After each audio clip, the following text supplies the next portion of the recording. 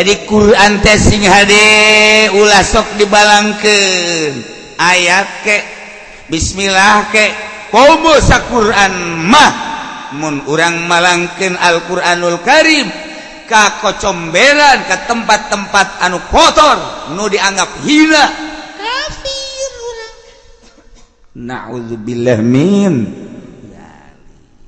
kecuali lain istihza.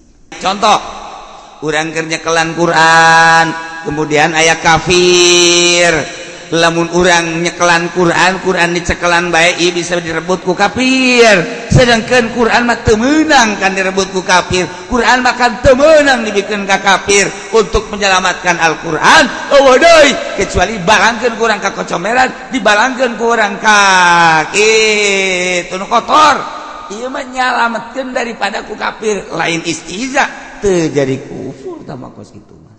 Oh, masya Allah.